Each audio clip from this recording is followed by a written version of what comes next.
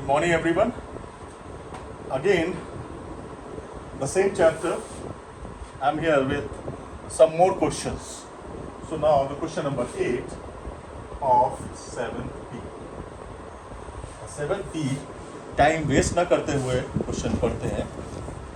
7th, if A's income is if the price of petrol be raised by 20%, then what is the percentage by which a car owner must reduce the consumption so as not to increase his expenditure on petrol? Simple सा question है, थोड़ा सा लेंदी है लेकिन अच्छा question है. कहने का मतलब ये है कि हमें अपने कंजम्पशन को कितना रिड्यूस करें कि हमारे एक्सपेंडिचर्स पे कोई फ़र्क ना पड़े. मतलब प्राइस बढ़ा और हम अगर 2,000 रुपये खर्च कर रहे हैं तो हम 2,000 रुपये खर्च करें. लेकिन नेचुरल सी बात है, पेट्रोल का जब प्राइस बढ़ गया है तो उतने पैसे में पेट्रोल भी कम आएगा, पेट्रोल की क्वांटिटी कम हो जाएगी. तो ये क्वेश्चन हमें ये करना है कि कितना रिड्यूस करेंगे हम कंजम्पशन, कितने लीटर हम कंजम्पशन कम करेंगे, कितना परसेंट कंजम्पशन कम करेंगे जिससे कि हमारे एक्सपेंडिचर में फ़र्क ना पड़े. ठीक है, सो लेट्स स्टार्ट. सो पहला काम हमारा क्या करेंगे, तो पहले तो हम ये देखें कि भाई ओरिजिनल प्राइस क्या है पेट्रोल का. सो हम सपोज कर लेते हैं, let the original price of petrol rupees 100 पर लीटर, 1 लीटर का. और इनिशियल कंजम्पशन हमारा कितना था, सो इनिशियल कंजम्पशन हम लेट इसको भी सपोज करेंगे is equal to x litres. ठीक, x लीटर कंजम्पशन था, 100 रुपए का 1 लीटर था. तो हम टोटल एक्सपेंडिचर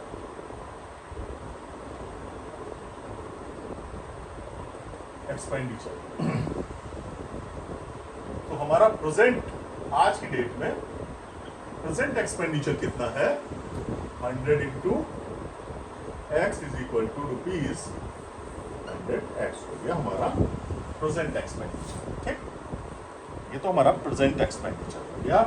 नाउ अब कह रहा है price of petrol increased by 20%. ठीक है, तो हमें 20% इंक्रीज हो गया प्राइस, तो हमें नया प्राइस निकाल लेना चाहिए. ओरिजिनल प्राइस तो हमारा 100 था, तो न्यू प्राइस कितना हो गया, इज इक्वल टू 100 तो बेसिक प्राइस था प्लस 20% इंक्रीज हो गया, 20% ऑफ 100.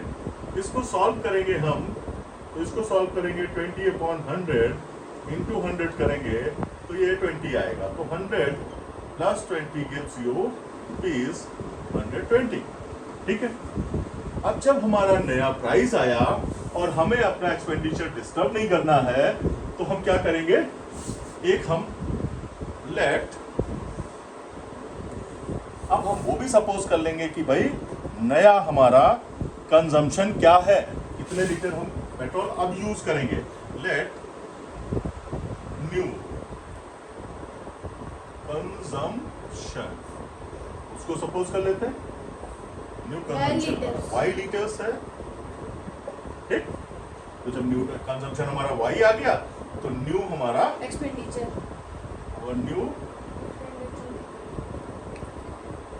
कितना आ जाएगा, y into 120 into y 120y rupees आ गया. ये हमारा, और देखा जाए कि ये दोनों क्या है, हमने कंजम्पशन y लिया है और जब हमारा since expenditure remains same, SINC, since expenditure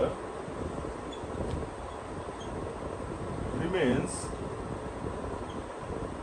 same. जब एक्सपेंडिचर सेम रहने हैं तो हमारा ये 100x is equal to 120y होना चाहिए। हम 120y is equal to 100x लिख सकते हैं, और y की वैल्यू अगर हम निकाल लें यहाँ से 100 upon 120 into x gives you 5 5 upon 6x आ गया हमारा न्यू एक्सपेंडिचर। ठीक है, पहले हमारा एक्सपेंडिचर था x, पहले हमारा कंजम्पशन था x, अब न्यू कंजम्पशन कितना आ गया 5 अपॉन एक्स। वाई हमारा क्या है, न्यू कंजम्पशन है, तो दोनों कंजम्पशन हमारे आ गए। तो नाउ अब हम क्या करेंगे, रिडक्शन कितना हुआ, हमारा पहले कंजम्पशन था, इनिशियल कंजम्पशन था x, so now x minus 5 by 6 reduction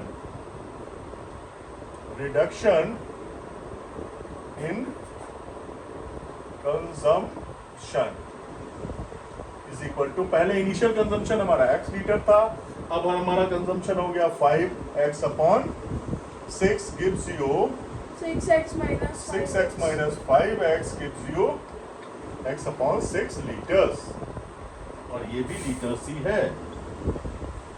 ठीक है, ये हमारा रिडक्शन आ गया कंजम्पशन में। अब हमारा परसेंटेज रिडक्शन कितना होगा,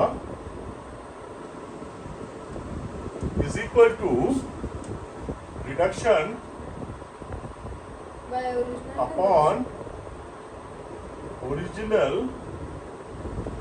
ओरिजिनल कंजम्पशन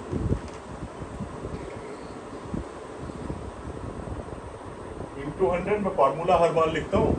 रिडक्शन कितना है हमारा, x upon 16 upon original x था into 100 gives you x upon 6 into x into 100, x cancel 350 is equal to 50 upon 3 gives you 3 62 by 3 18.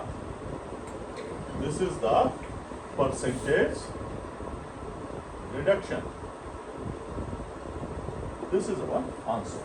अच्छा क्वेश्चन है, थोड़ा सा 2-3 बार प्रैक्टिस करना पड़ेगा इसकी, इसको चाहो तो नोट कर सकते हो। Anyways, we'll start with 9th question.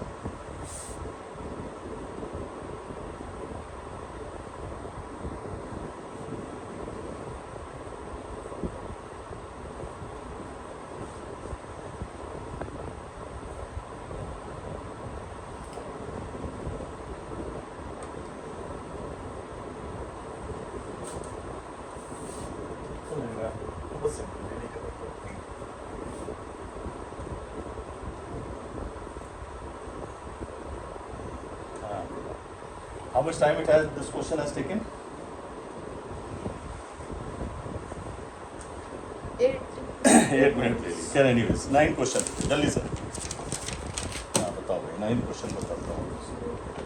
9 question, 7B. In examination, 1000 boys and girls appeared. So number of boys is equal to 1100, number of girls appeared is equal to 900. 50% of the boys and 40% of the girls passed. So boys passed is equal to 50% of how much? 1100. So 50 upon 100 into 1100 gives you 550. 550 pass boys आ गए, तो boys failed भी यहीं पे निकाल लेते हैं, क्योंकि हमें फेल्ड बॉयज की ही जरूरत पड़ेगी।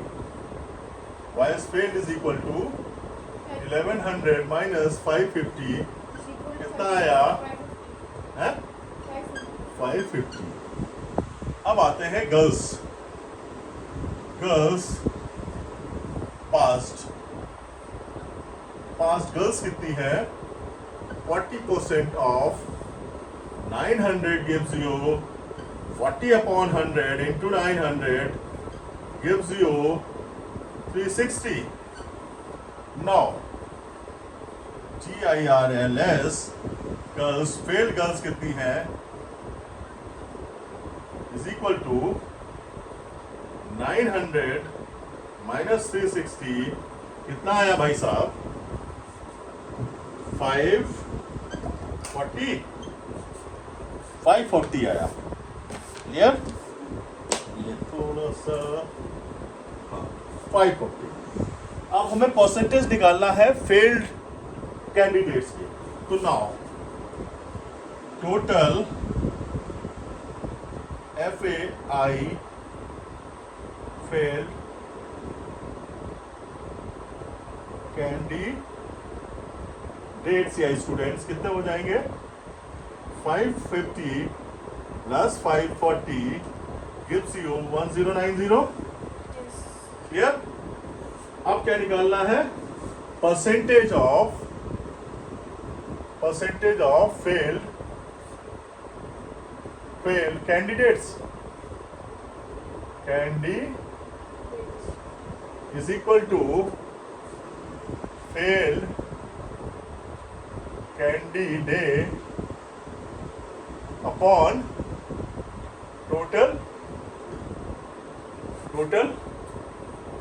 Candidates into 100। So total candidates यहां पे हमें पहले निकाल लेना चाहिए था, total 2000. Candidates is equal to 2000. 2000, क्योंकि ये कितना आएगा,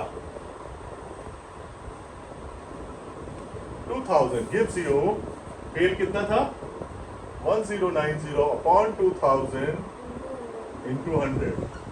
सही चल रहा है मामला, 3 zeros कट जाएंगे। क्लियर? तो 109 अपॉन 2 आएगा, तो बचे 10, 2 छक्के 8, 54:1/2%। यही आएगा है? 54.5. हाँ, तो वही हो गया। हाफ कितना होता है, इसको यहाँ पे मल्टीप्लाई कर लो, 2 5 जा 10, 2 4 जा 8, 0.5%। ये आ गया percentage failed students. Want to do 10 question? Want to do 10th question, clear? समझ आ गया भाई? Now 10th question.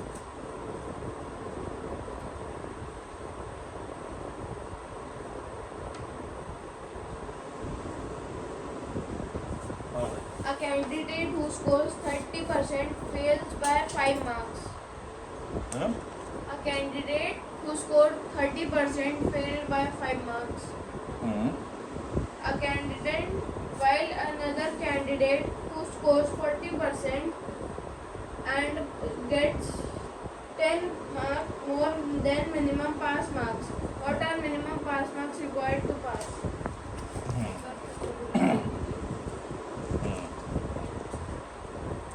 A candidate who scores 30% fails by 5 marks। जो कैंडिडेट्स ने 30% स्कोर किया है वो 5 नंबर से फेल हो गया। ठीक है? ठीक है? तो ठीक है। अब candidate who scored 40% marks gets 10 more than the minimum passing marks. जिसने 40% मार्क्स गेन किए उसने क्या किया, 10 नंबर ज़्यादा पाए जो पासिंग मार्क्स थे। ठीक है, वो हमें पता चल गया। ठीक है,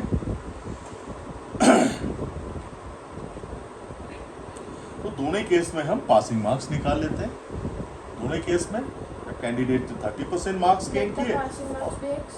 है ना, और पासिंग मार्क्स तो सेम होंगे दोनों केसेस में, तो हम आराम से क्वेश्चन कर पाएंगे। ठीक है, तो हम क्या करते हैं, late the total Minimum passing marks. नहीं, minimum, what are the minimum pass marks required to pass?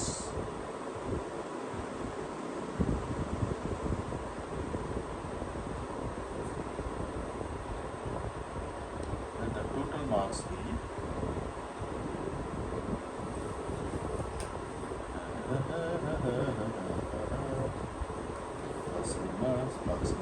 Yes 150। क्या पूछ रहा है? What are the minimum pass marks required to pass? What are the minimum pass marks required to pass? तो वो निकालना पड़ेगा हमें बाद में। तो हमें निकालना है पहले कि टोटल मार्क्स कितने हैं, है ना? लेट द क्वेश्चन नंबर कौन सा है? 10। Let the total marks is equal to कितने का? x। टोटल मार्क्स, कितने मार्क्स का पेपर है? x मार्क्स का पेपर है, ठीक है? Total marks is equal to x। So first case क्या है हमारा? केस वन क्या है? कैंडिडेट क्या है? Candidate score 30% and FAILED failed by 5 marks। मतलब अगर टीचर मतलब इस स्टेटमेंट का मतलब क्या हुआ ये हम समझ लें पहले। 30% स्कोर किया उसने, तो पासिंग मार्क्स कितने हो जाएंगे इस केस में? पासिंग मार्क्स कितने हो जाएंगे? 30% तो स्कोर किया उसने। 30% ऑफ x, वो स्कोर की इतने नंबर उसके आए, लेकिन अगर 5 नंबर और आ जाते तो पास हो जाता। तो ये पासिंग मार्क्स हुए, तो निकाल लेते हैं। 30/100 इंटू x कितना हुआ? +5। तो ये आ गया हमारा 3x/10 + 5। 3x/10 + 5 ये हमारे पासिंग मार्क्स आ गया फर्स्ट केस में, ठीक? अब सेकंड केस लेते हैं। केस 1। केस 2 स्टेटमेंट क्या है? कैंडिडेट स्कोर्ड, ये स्कोर्ड है यहाँ पे, SCORED, scored 40% marks and 40% marks which is 10 more than passing marks, ठीक है? Which is 10 more than passing। तो इस केस में क्या बचेगा भैया? पासिंग मार्क्स क्या बचेंगे? बनेंगे passing marks is equal to कितना? 40% ऑफ x। ये नंबर आए, लेकिन अगर इसमें से 10 नंबर कम भी आते, ये 10 नंबर इसमें से कम आते तो भी ये पास होता। मतलब 40/100 इंटू x माइनस 10। तो ये हो गया अपना 1 0, 2 दूनी 4, 2 पंजे 10। तो ये हो गया 2/5, 2x/5 माइनस 10। ये आ गया दूसरा केस। 2 केसेस आ गए पासिंग मार्क्स। 4x/10, 2x/5। ये भी 10 आ रहा है 10 के फॉर्म में, ये भी, इसको भी हम 10 के फॉर्म में ले लेते हैं, इसको भी 10 ही कर लेते हैं। 4x 2 नहीं करते हैं, तो ये हम ले लेंगे 4। कैलकुलेशन हो सकता है हमारा आसान रहे। 4x/10 माइनस 10 ये आ गया, ठीक है? अब देखो पासिंग मार्क्स तो दोनों सेम होंगे, कोई भी केस हो, ठीक है? सो पासिंग मार्क्स, इसको रब करते हैं।